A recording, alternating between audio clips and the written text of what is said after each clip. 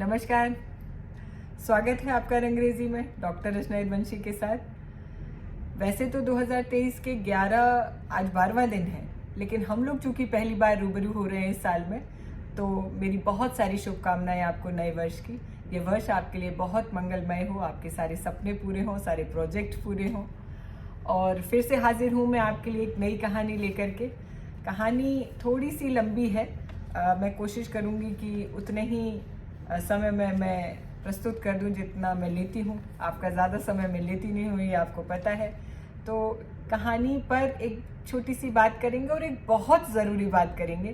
Please पूरा सुनिएगा और कहानी सुन लीजिए, उसके बाद जो है जो ज़रूरी बात है वो बिना सुने मत जाइएगा। कहानी का शीर्षक है दद्दा जी। कहानी बहुत रोचक है। थोड़ी सी बात बता दूं मैं प्रस्तावना में कहानी के। कहानी बहुत रोचक है और इस तरीके की कहानी जनरली अभी तक आपने मुझसे सुनी नहीं है, क्योंकि मैंने लिखी भी नहीं थी। बहुत डायमेंशंस हैं इस कहानी में। लिखते वक्त मैंने बहुत ध्यान से लिखा था। आप भी बहुत ध्यान से सुनिए, क्योंकि थोड़ी सी रोचक है, थोड़ी सी गहनता से सुनने वाली कहानी है। सुनिए। दद्दा जी। खाने में क्या बनेगा, दद्दा जी से पूछो। शादी के शगुन के लिफाफे में कितने नोट रखे जाएंगे? अरे दद्दा जी बताएंगे। कल की पार्टी में हार्ड ड्रिंक्स रखें क्या? दादाजी ही तय करेंगे। कमला कुटिया, जो कहीं से भी कुटिया नहीं बल्कि 12 गज की आलीशान कोठी थी, उसके अंदर की आवाजें कोई सुनता तो जरूर मिलना चाहता उस विराट शख्सियत से जिसे कमला कुटिया के लोग हर वक्त जुबान पर दद्दाजी के नाम से रखते थे। 40 बरस पहले उस गांव को छोड़कर आया परिवार, जहां बारिशों में लोग और जिनावर माने जानवर, एक ही छप्पर के नीचे रात बिताते थे, आज दूधिया रोशनी से नहाए बड़े शहर के सबसे पौश इलाके में मेंशन का मालिक था। और उस राजमहल के मुखिया का नाम शायद कम ही लोग जानते थे, क्योंकि नाम श्री कमलापति दोहरे दद्दाजी में कहीं विलीन हो गया था। दद्दाजी की तमाम खासियतें उन्हें दद्दाजी बनाती थी। जो सबसे बड़ा तमगा उनकी टोपी में लगता था वो था विशाल परिवार को साथ लेकर चलने की कला। ऐसा नहीं है कि दद्दाजी के परिवार में और परिवारों की तरह क्लेश और झंझट नहीं होते थे, लेकिन दद्दाजी की देर रात की गई एक पंचायत सारे मामले रफा दफा कर देती थी और पूरा परिवार फिर से एक होकर अपने मुखिया के सरमाए में पीछे चलने लगता था। दद्दाजी का खुद का एक बेटा, बेटी, पत्नी समेत भाइयों और बहनों का फैल चुका परिवार, लगभग 100 लोगों का कुनबा दद्दाजी की ही आंख की पुतली से संचालित होता था। सब कुछ इतना ठीक था कि लोगों की ईर्ष्या भी अकारण नहीं लगती थी। दद्दाजी ने अपने बालिग होते बेटे को कभी इतना सिर नहीं चढ़ाया कि उनके साए की तरह साथ रहने वाले उनके छोटे भाई को कभी लगा हो कि दद्दाजी बेटे को उनसे ज्यादा तरजीह देते हैं। बेटा निखिल लंदन से मैनेजमेंट की डिग्री लेकर घर लौटा तो दद्दाजी ने बड़ी पार्टी का आयोजन किया, जिसमें शहर के सभी रसूखदार लोगों ने शिरकत की। वैसे भी किसी बड़े घराने के आयोजन मात्र आयोजन नहीं होते, सो लोगों की जिज्ञासा पार्टी की असली वजह जानने में ज्यादा थी।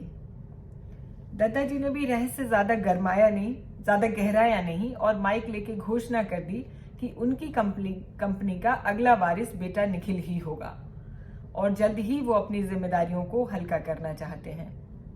बस यहीं से कमला कुटिया में धड़े बनने शुरू हो गए थे। छोटा भाई एसएस यानी श्याम स्वरूप दोहरे ठगा हुआ महसूस कर रहे थे, जो दद्दाजी का दाहिना हाथ से लेकर आंख कान सब माने जाते थे। कमला कुटिया की महिलाएं जो अब तक केवल इंटरनल मैटर ही देखती थीं, वो भी दद्दाजी वर्सेस एसएस के खेमों में बढ़ चुकी थीं। ऐसा भी कोई मानने को तैयार नहीं था कि दद्दाजी को अपने ऐलान और उसके नतीजे का भान नहीं था। आखिरकार उन्होंने रेत में नंगे पांव चलकर कमला कुटिया तक का सफर किसी अनाड़ीपन में तय नहीं किया था।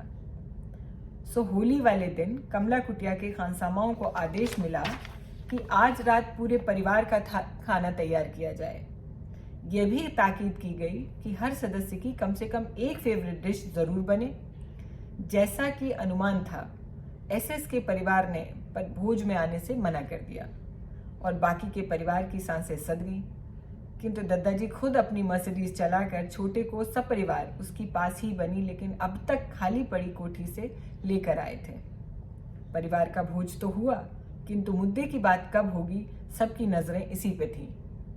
और वो रात एसएस के लिए इनायत की रात साबित हुई, क्योंकि अगली नई कंपनी के प्रोजेक्ट का 500 करोड़ का टेंडर एसएस को भरना था, जिसका सारा मालिकाना हक, नफा नुकसान सिर्फ और सिर्फ एसएस का था।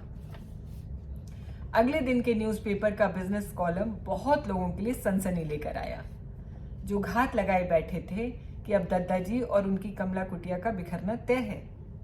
खुसफुसाहट शुरू हुई कि बेटे को पूरी राजगद्दी और भाई को केवल एक कंपनी की मिल्कियत यानी पीनट्स। क्या एसएस राजी होंगे?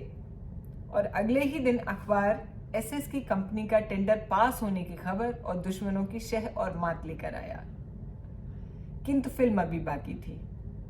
6 महीने बाद ही डिजिटल मीडिया में ब्रेकिंग न्यूज चली कि एसएस की कंपनी का टेंडर एक गहन सरकारी जांच में खारिज होने की कगार पर है, क्योंकि एसएस की कंपनी पूरे प्रोजेक्ट को फंड की कमी के चलते तय समय सीमा में पूरा करने में नाकाबिल रही थी। शहर के सभी औद्योगिक घराने और मीडिया हाउस कॉरिडोर फिर से गहमा गए कि चल क्या रहा है। दादाजी अपने पूरे जीवन काल में अब तक एक भी बड़े प्रोजेक्ट पे दांव नहीं हारे थे, तो ये भी आखिरकार उनके भाई का ही है। अदालतों और ट्रिब्यूनल होता हुआ मसला जब आखिरी एक हफ्ते की एकदम आखिरी मियाद पर पहुंचा, जहां एसएस को या तो अपनी कंपनी के अकाउंट्स में निर्धारित फंड शो करना है या प्रोजेक्ट सरेंडर करना है, तो मानो टीवी चैनल्स के पास बाकी खबरों का अकाल ही पड़ गया। हर स्क्रीन पर एक ही विचार कि क्या एसएस यानी दादाजी के भाई अपनी साख बचा पाएंगे, या यह साबित हो जाएगा कि दादाजी के साथ ही वो ज्यादा सुरक्षित थे। और डेडलाइन की आखिरी रात में मीडिया कर्मियों को भरपूर मसाला मिला जब यह खबर आई कि दादाजी की कंपनी ने एसएस के अकाउंट्स में जरूरी फंड ट्रांसफर कर दिए हैं। लिहाजा एसएस का प्रोजेक्ट और खुद एसएस कानूनी कार्रवाई से बच गए हैं। अगली सुबह चर्चाओं का बाजार खूब गर्म रहा, जितने मुंह उतनी बातें, लेकिन सब बातों का सार यही निकला कि दादाजी ने गजब बाजीगरी दिखाई और अपनी सल्तनत में बेटे का रुतबा कायम करने को भाई को जीवन भर के लिए ऋणी बना दिया, और इससे उऋण होने के लिए एसएस को ताउम्र अपनी ख्वाहिशों को तह बनाकर किनारे रखना होगा और दद्दा दद्दा जपना होगा। कैसी लगी कहानी मुझे जरूर बताइएगा टिप्पणियों में। वीडियो के शुरुआत में मैंने कहा था कि मैं आपको एक बहुत ज़रूरी और ख़ास बात बताने वाली हूँ। तो वो ज़रूरी और ख़ास बात यह है कि मेरी किताब आ गई है मार्केट में, और आपसे मेरा निवेदन है, मेरी इल्तिजा है, मेरी रिक्वेस्ट है कि मेरी उस किताब को ज़रूर पढ़ें। पहली किताब है मेरी। देखिए, लेखक के लिए पहली किताब बहुत मायने रखती है। हालांकि मेरी हर किताब बहुत मायने रखेगी मेरे लिए, और मैं चाहूँगी कि मैं आपके लिए भी उसको उतना ही ख़ास बनाऊँ। लेकिन ये चूँकि मेरी पहली किताब है, अमेज़ॉन पे उपलब्ध है, आप जाएं, उसे लें। कीमत बहुत मामूली है, इतनी मामूली है कि उसका जिक्र भी मैं यहाँ करना नहीं चाहूँगी। आपके लिए बहुत ही मामूली है, आप आराम से उसे खरीद सकते हैं। आप खरीद करके उसे पढ़ेंगे और मेरी टिप्पणियों में उसका जिक्र करेंगे तो मुझे बहुत अच्छा लगेगा। तो चलती हूँ मैं। आपसे फिर एक बार यही रिक्वेस्ट करके जा रही हूँ कि 2 चीज़ें करिएगा। मेरी इस कहानी को पढ़ने के बाद टिप्पणियों में ज़रूर बताइएगा कि कैसी लगी कहानी। मेरे अब तक के जॉनर से थोड़ी सी हट के लगी होगी, उस पर भी अपनी राय मशवरा ज़रूर दीजिएगा। दूसरी बात ये, मेरी किताब जो मार्केट में है वो आपकी बाट जो रही है, आप जैसे पाठकों की बाट जो रही है। आप सुनते इतना प्यार से हैं, पढ़िए भी उतने ही प्यार से। मेरी किताब का नाम है तुम रख लो।